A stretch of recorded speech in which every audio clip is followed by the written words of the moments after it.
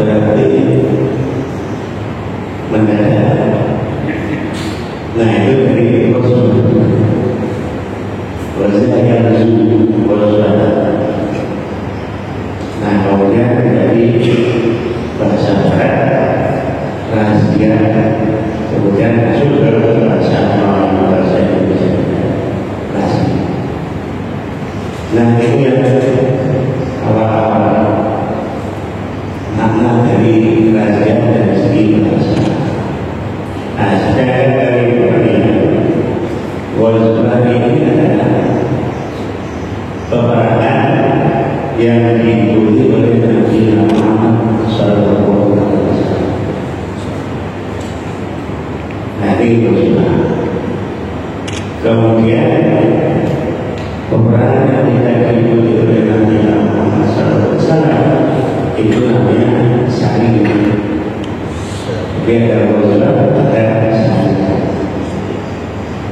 Nah Rasulullah ini banyak yang diikuti oleh Nabi Muhammad SAW.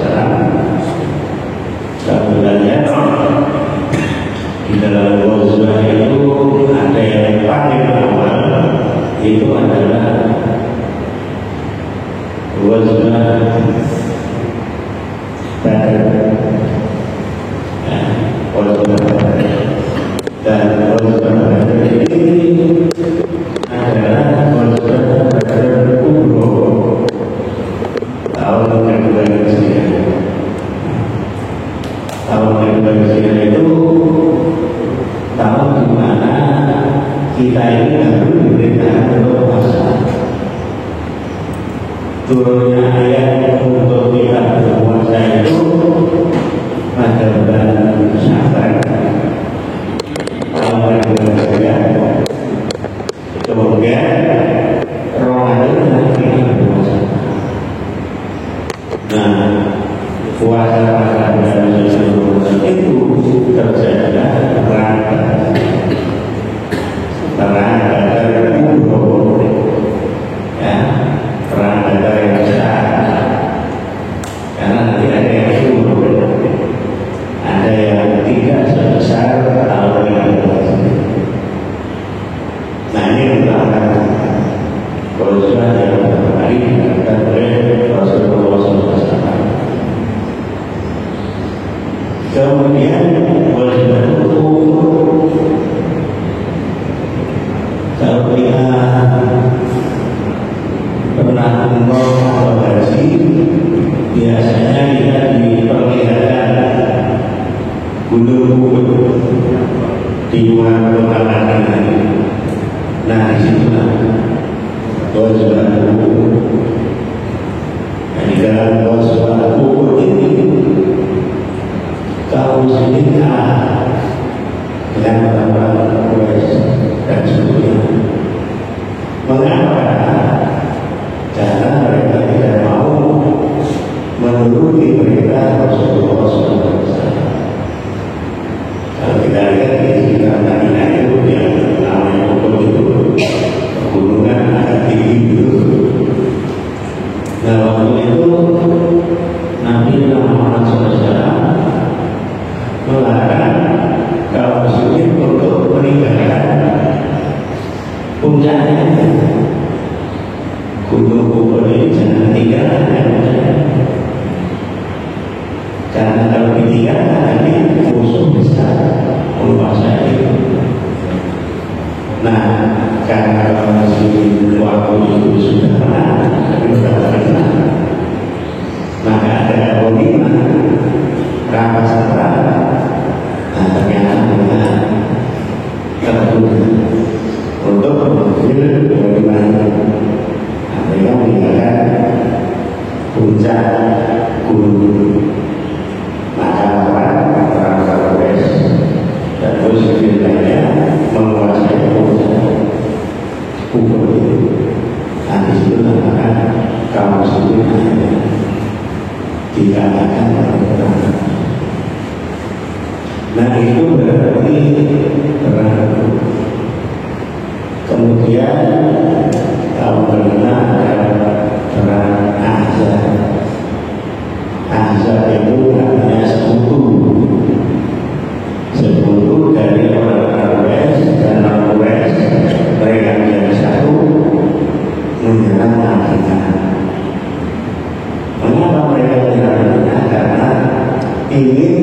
menghancurkan Madinah setelah mereka percaya diri menang di perang Uhud.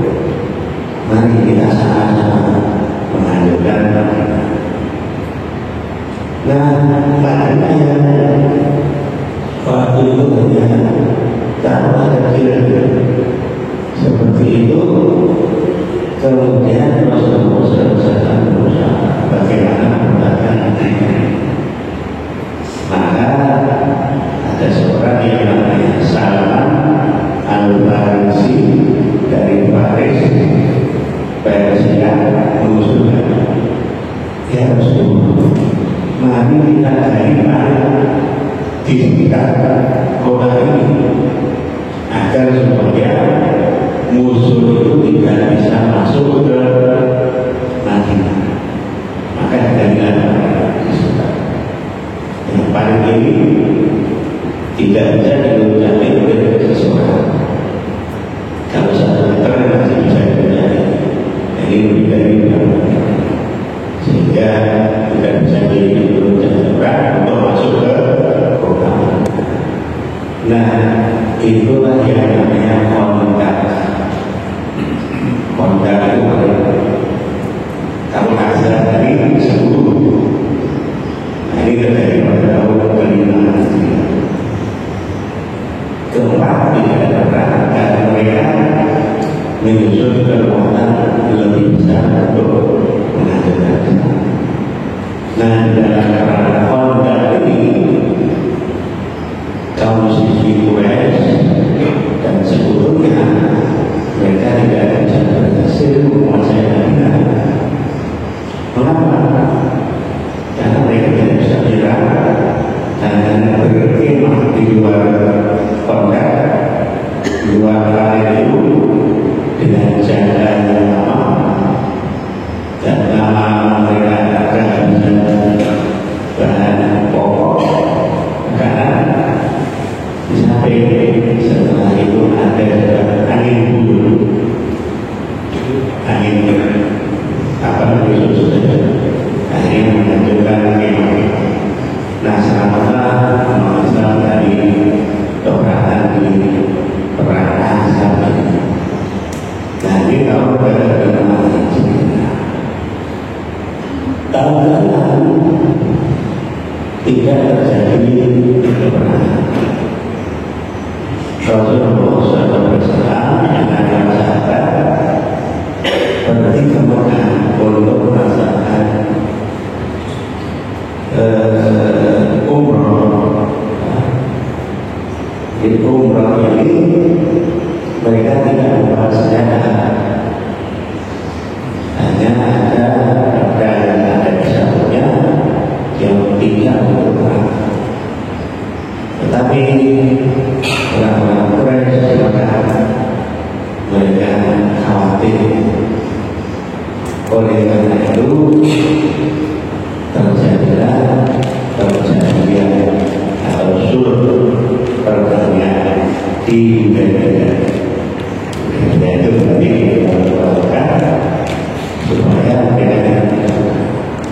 terjadilah di situ perdamaian yang dinamakan dengan Hudaybiyah atau sulh Hudaybiyah antara yang isinya kaum muslimin, Nabi sendiri juga demikian. Para sahabat tidak boleh melaksanakan umrah pada tahun pertama. Boleh melaksanakan umrah di tahun kemudian, tahun ke-7. Berarti tidak jadi umrah karena percaya tadi, maka boleh melaksanakan umrah pada tahun ke-7 di sini. Nah, ini adalah di tahun ke-6 kemudian tahun ke-7. Nah, ini yang akan kita katakan dengan detail.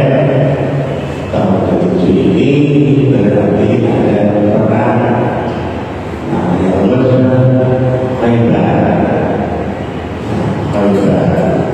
Nah, Khaybar itu berarti letaknya di jalan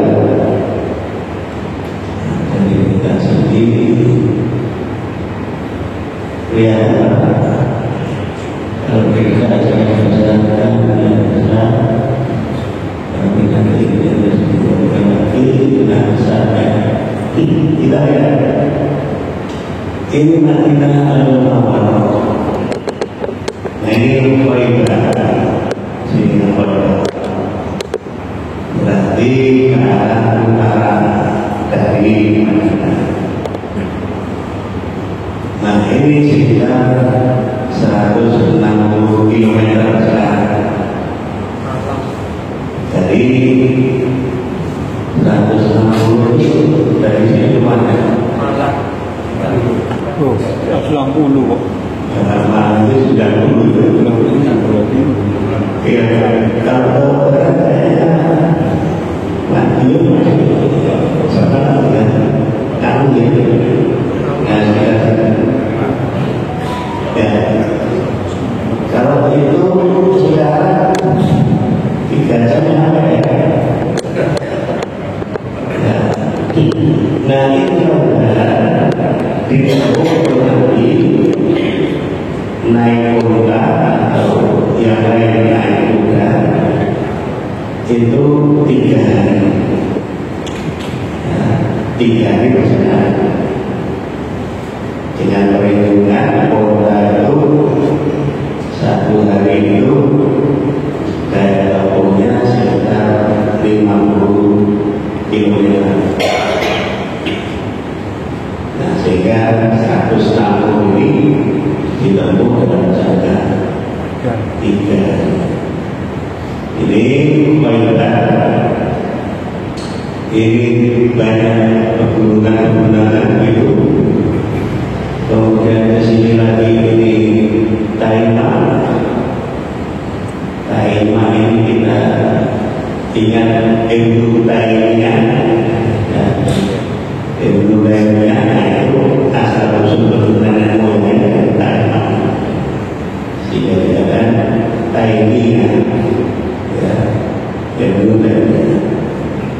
Ini baru mengerjakan kemudian itu Busra itu yang Imam Al-Sasa ke situ dengan Al-Qadir. Nah, itu tahun-tahun ketika itu ini juga terjadi peperangan di sini. Kemudian Taimah juga ada urusannya dengan Khuwaibah lagi. Nah kemudian ada lagi di sekitar ini Tabu. Ya, ini nanti kita terangkan dari dulu ya. Kita hari ini akan fokus ke Khuwaibah. Kita lihat yang Khuwaibah. Berarti Khuwaibah tadi kegiatannya sudah kita tahu. Kalau Badar itu letaknya agak jauh. Nah, itu kalau sekarang lebih dari 200 km masuk ke sana ke arah utara dan ke barat. Nah ini berarti Khuwaibah.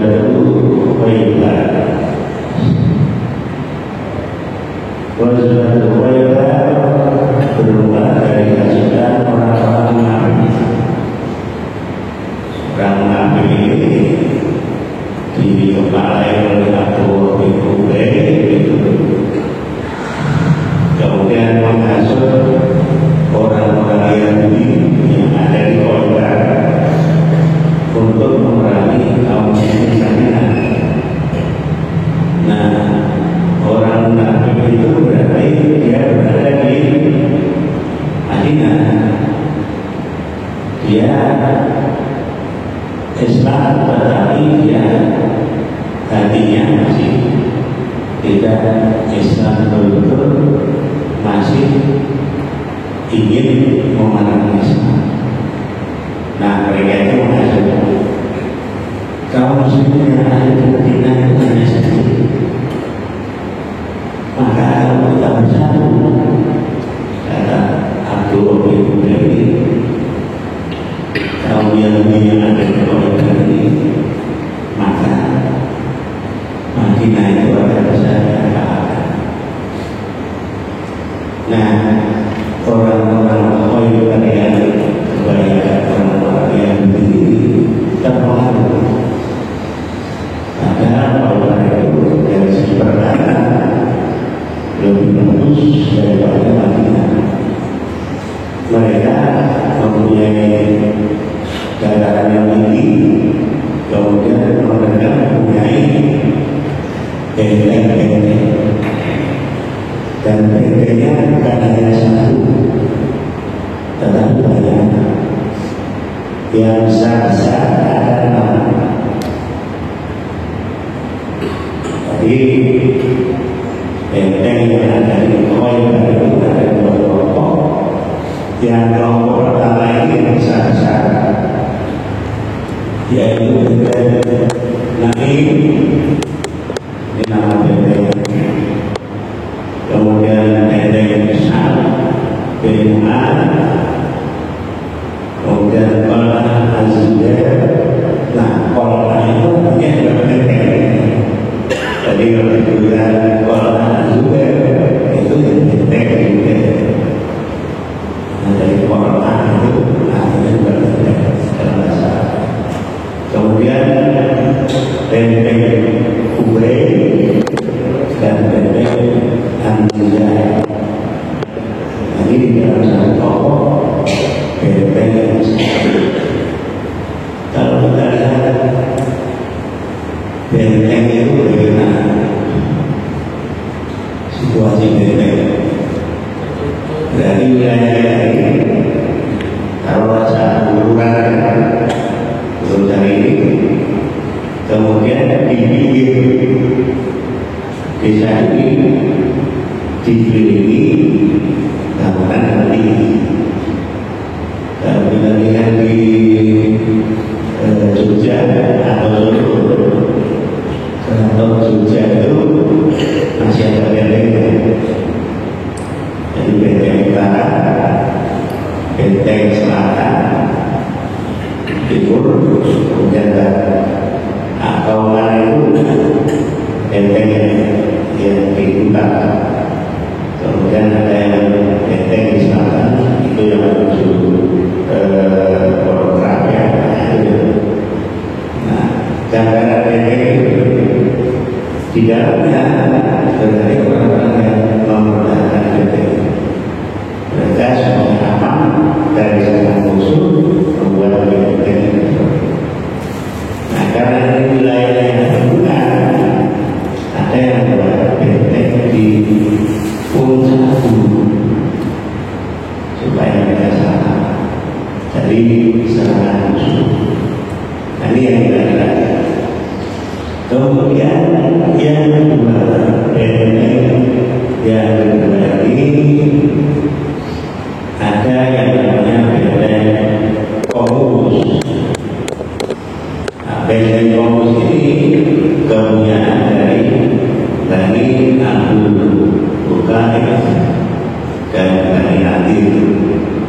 Nah, ini juga banyak orang yang kita ingat ada Bani Nadir, Qainuqa, Quraidah, dan lain sebagainya. Itu banyak orang yang kemudian ada benteng Wasilah,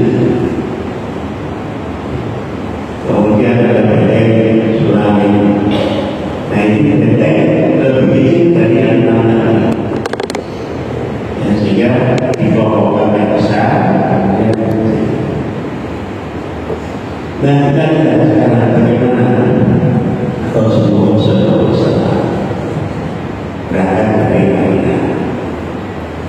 Setelah Rasulullah 3 hari dengan perjalanan, sampailah di Khaybar. Khaybar ini kemudian dipimpin oleh Nabi Muhammad SAW dengan kaum muslimin yang jumlahnya sekitar 1.400. Ya, jadi 1.400 kaum yang ikut perang dalam perang Khaybar. Nah,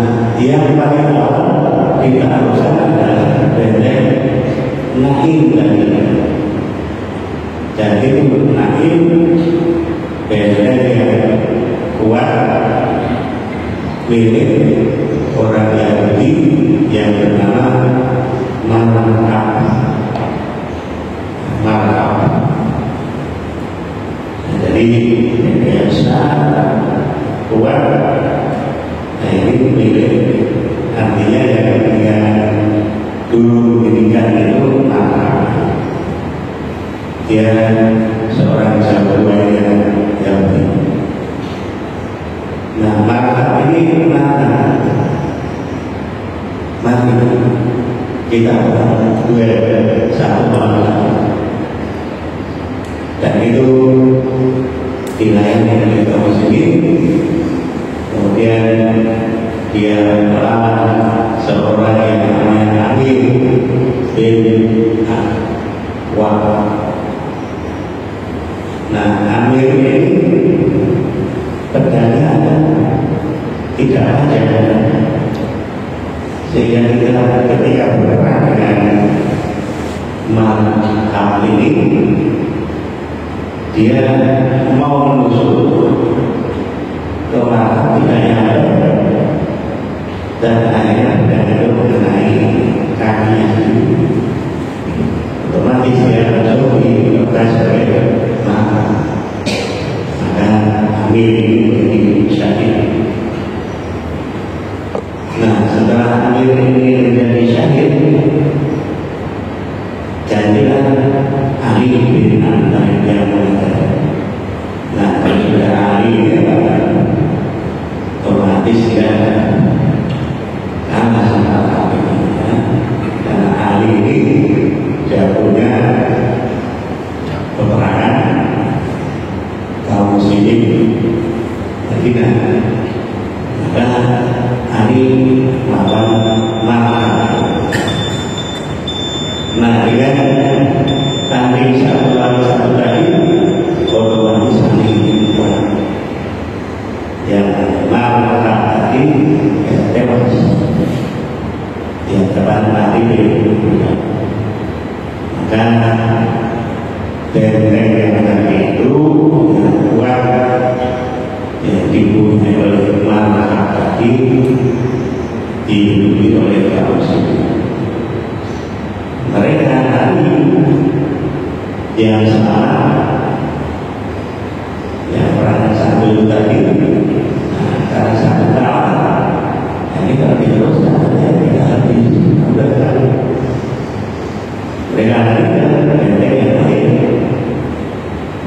yaitu benteng yang kita lihat di sini, benteng yang kedua lagi, yaitu bentengnya Sa'ad bin Mu'adz. Sa'ad bin Mu'adz ini mempertaruhkan benteng ini dengan terjadilah peperangan.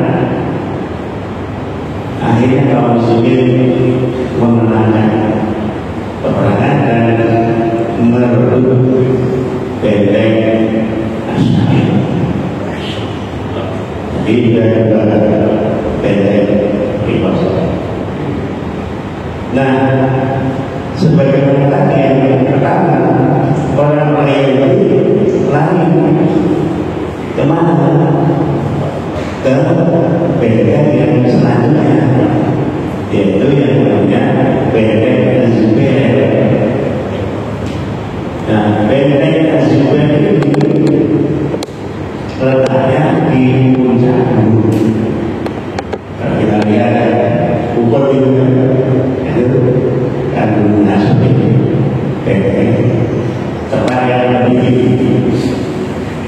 Kalau kita lihat ukur itu dibandingkan dengan yang kita dengan penampungan itu. Nah itu kalau ukur itu berapa itu? Kalau yang bawah lagi Jabal Rahmah, Jabal Rahmah yang ada di mana Bina itu ya Rahmah.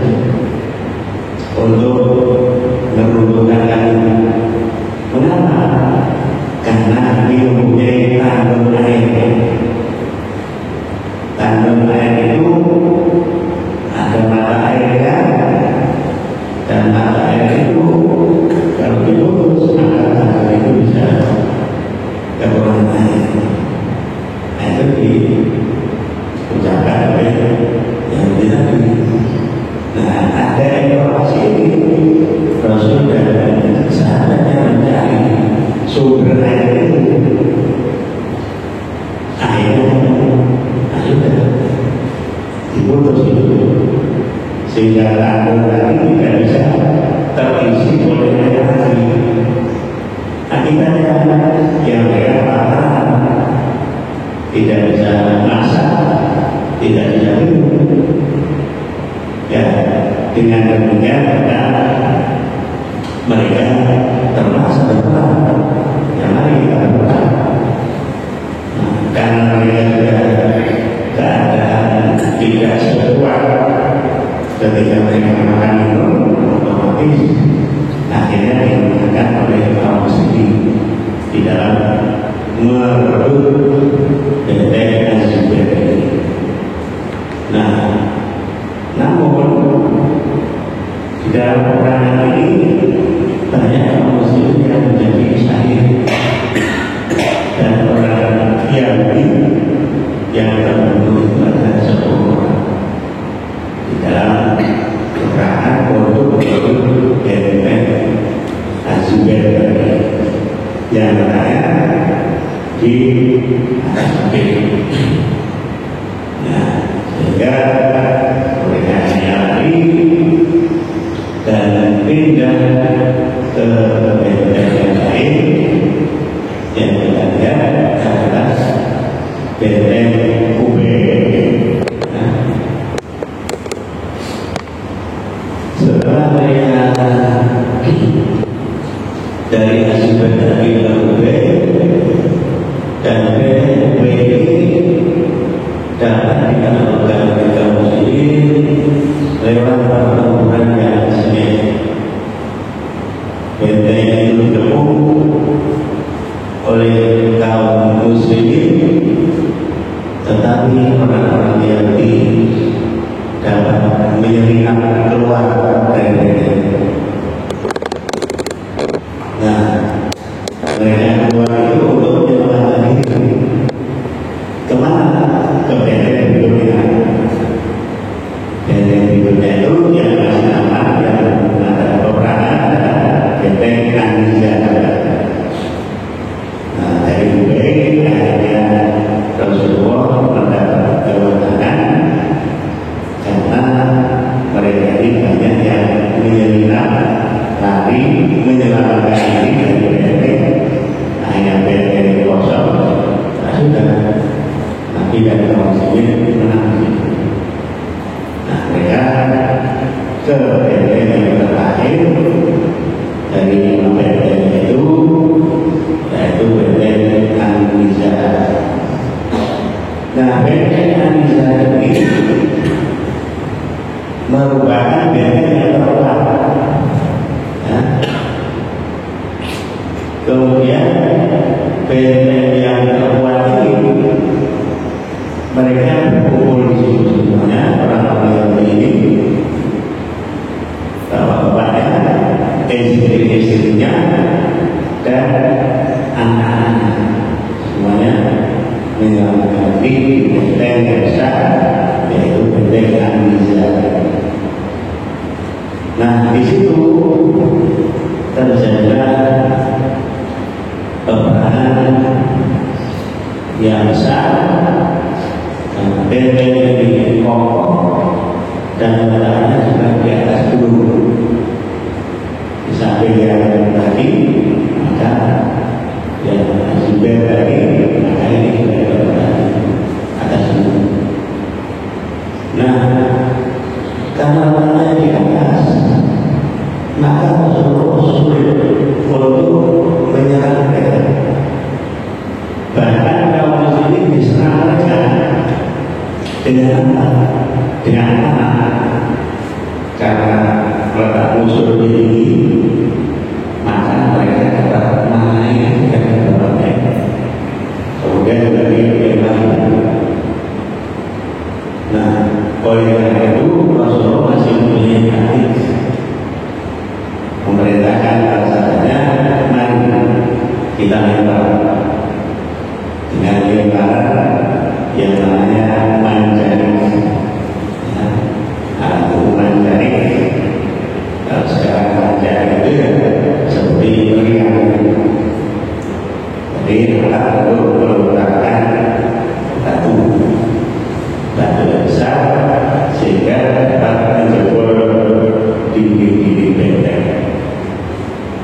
dan itu terjadi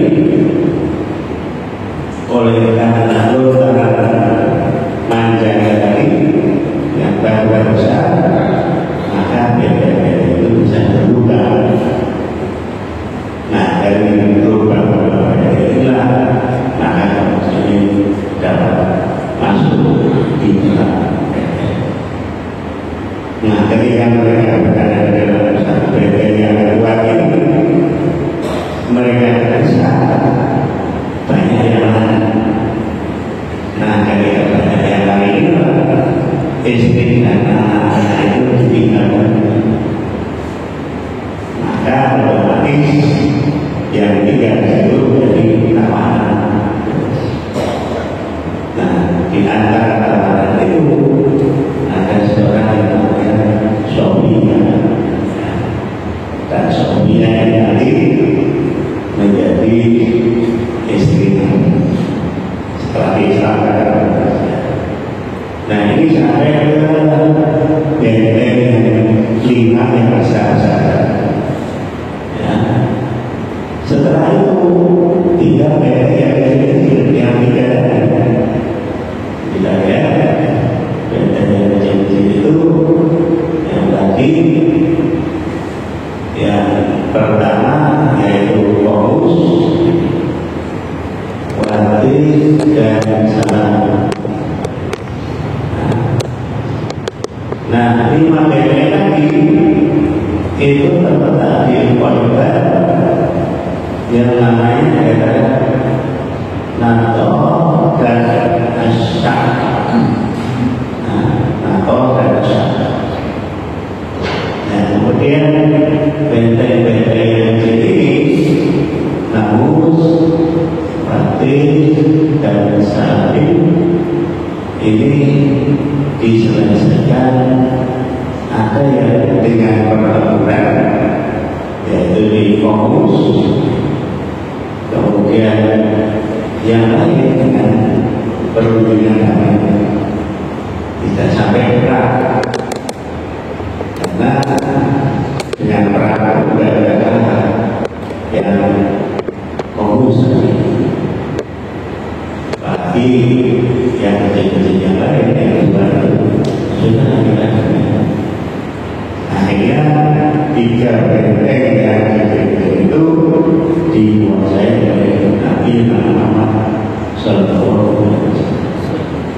Nah, Nabi menghukum benteng tersebut selama 14 hari. Dan kita pulang ada selesai.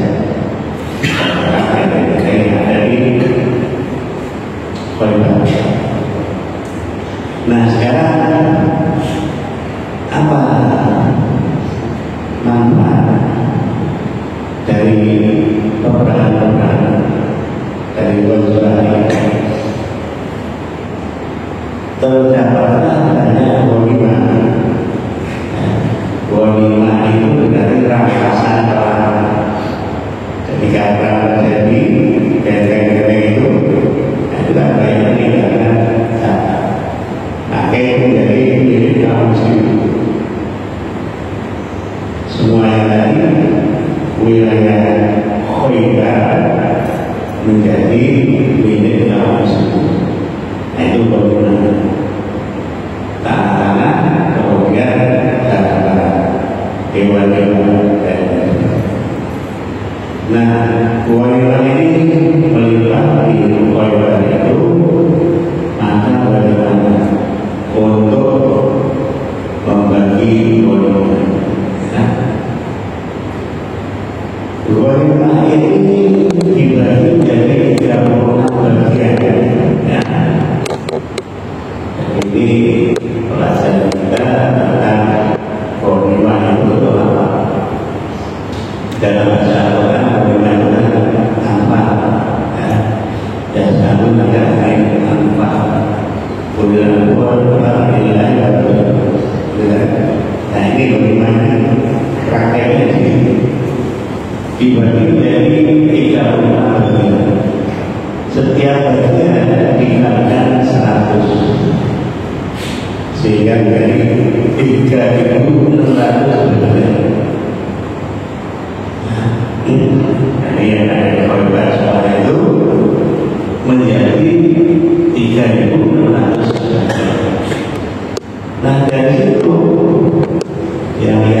menanggapi mengenal bagian dari kelompok dan maksudnya maka Rasulullah dan kaum muslimin mendapat separuh setengahnya, yaitu 1.800 bagian.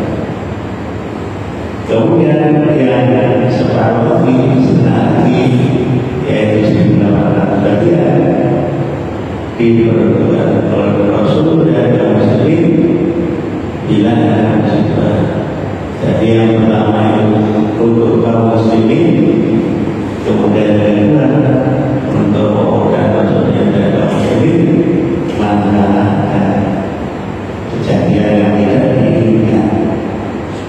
Nah, jadi itu bagian.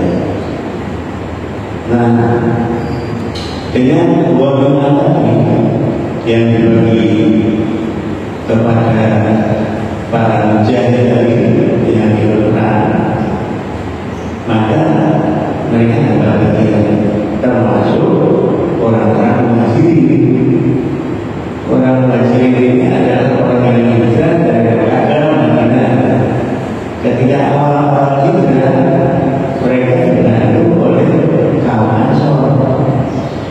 Ada yang minta, ada yang diberi bekal untuk nyewa budak di pasar, kemudian ada yang modal dan lain-lain. Nah, dengan mereka orang-orang muhajirin ini mendapat ghanimah dari ghanimah, mereka membayar atau memberikan apa yang pernah diberikan kepada kaum muhajirin dari orang-orang Ansor. Jadi rupanya mereka juga ingin mengembalikan apa yang dulu pernah dipinjam atau diberi, walaupun demikian mereka sudah mendapatkan maka itu dikembalikan itu karena dari kaum Ansor. Nah, kemudian ada seorang yang namanya Sofyan lagi, yaitu orang yang dari Kinanah namanya, ya. Jadi istrinya Kinanah bin Abu Bukain tadi ini dihukum mati karena khianat. Jadi Kinanah ini atau orang yang secara umum ditanya pada boleh pernah mereka apakah masih ada harta yang belum diserahkan kepada kaum muslimin? Maka seorang Kinanah itu menyembunyikan, tetapi tidak dibenarkan pada Nabi. Nah, orang yang lain mengetahui saya mengetahui Kinanah itu kemarin itu menyembunyikan harta-harta yang ada di keluarga ini. Nah, Nabi kemudian kata Kinanah, wahai Kinanah, apakah masih ada harta yang ada? Tidak. Kalau ada kata tidak, kalau nanti saya akan menentukan, kalau Anda nanti berkhianat, maka hukumannya adalah dibunuh. Anda bersedia? Ya, bersedia. Nah, ini Nabi mengutus sahabatnya untuk mencari rakyat orang yang disini tadi yang meninggal. Akhirnya maka dari anak-anaknya itu di situ ternyata masih banyak harta yang disimpan oleh mereka. Nah, ini ternyata ada sesuai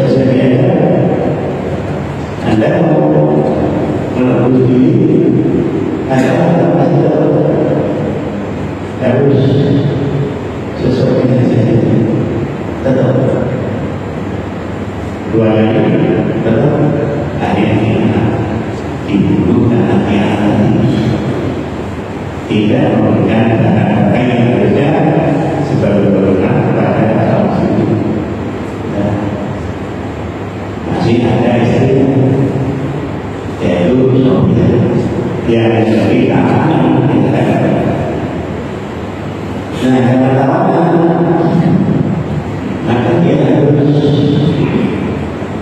diperkirakan.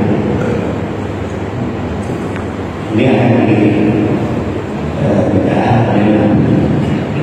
Nah, sebelum itu ada sahabat yang sudah ingin menikah, tetapi sahabatnya berkata, ini saya usul karena ini istrinya orang terpandang dari kehidupan tadi, alangkah baiknya kalau Nabi sendiri yang menikah dengan suami.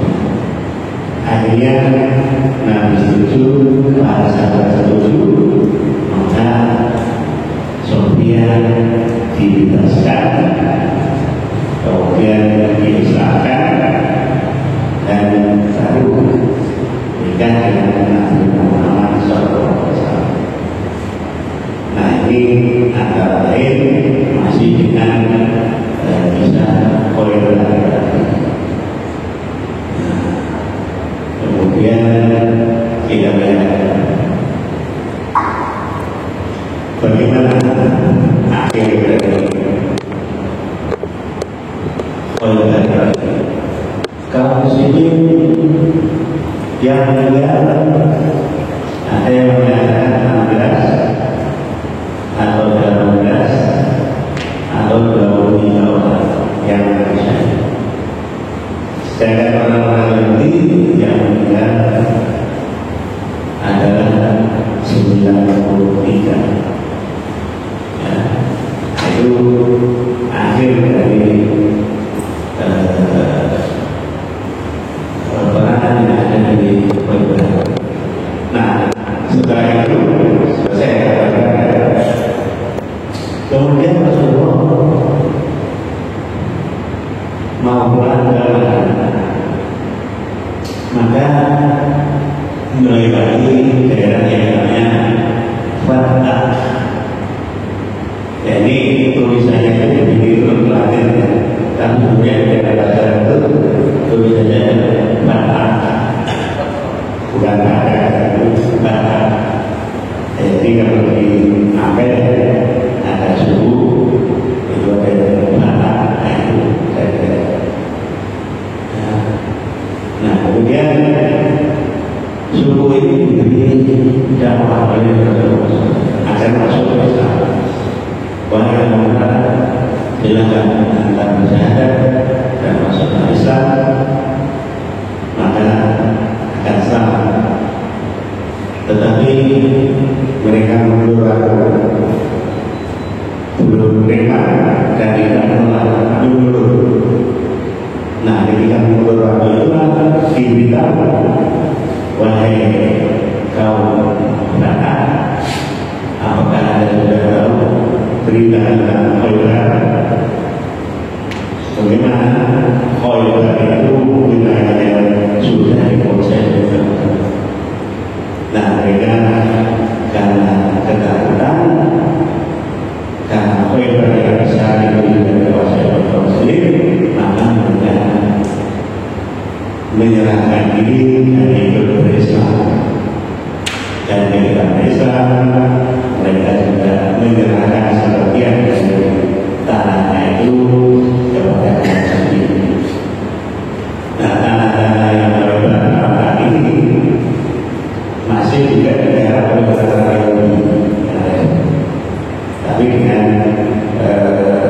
hasil bagi hasil. Jadi juga. Nah, kemudian Rasulullah SAW lanjut lagi ke Wadi Qura. Wadi Qura ini mempunyai penduduk yang penduduknya campur antara Yahudi dan Arab, dan mereka tidak mau memberikan Islam. Mereka mengajak perang, dan dalam perang itu menewaskan seorang yang bernama Mik'am, seorang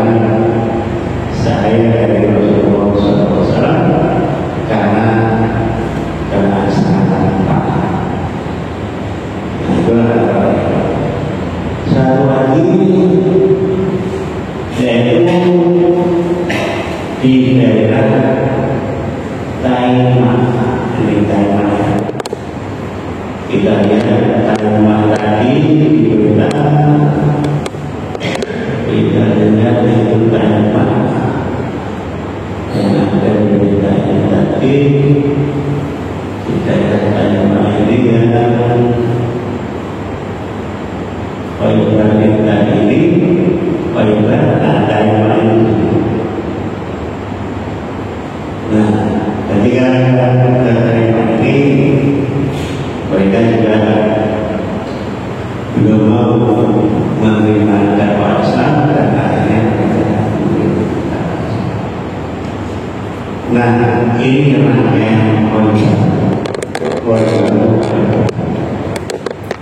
yang dapat diartikan bahwa Rasulullah SAW mempertahankan Madinah itu tidak bersenang-senang, tetapi berjuang. Perjuangannya ini panjang. Ini terjadi pada tahun ke-7 Hijriah. Artinya baru 7 tahun Hijriah sehingga mempertahankan kota Madinah itu dengan perlahan-lahan akhirnya dapat menaklukkan wilayah Khaybar ini jaraknya 160 km dari Madinah. Bapak Ibu yang berbahagia, saya tadi sebagai keterangan dari sirah awalnya perjalanan kisah Nabi Muhammad SAW dengan walaupun insya Allah ada lihat lagi proses yang lain. Jadi nanti ada kabu di sini, nanti ada proses kabu, ya, kemudian ada lain. Saya kira sebelum itu mari kita berdoa. A'udzubillahi minasyaitonir rajim. Bismillahirrahmanirrahim. Allahumma shalli ala Muhammad wa ala alihi wa sahbihi wa ala alihi Rabbi bina wa ilaika Rabbi bina wa ilaika